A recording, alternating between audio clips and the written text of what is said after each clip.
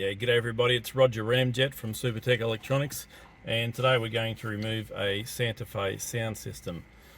You will need a plastic spudger and a Phillips head screwdriver. Let's do that back to front.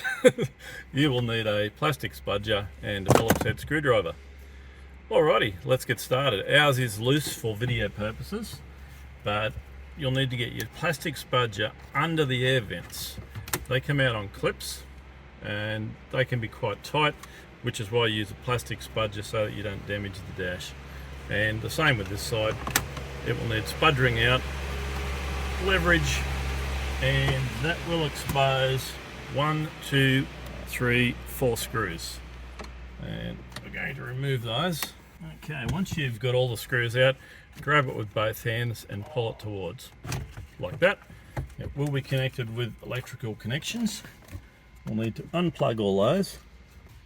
Okay, so these are the guys you'll need to unplug.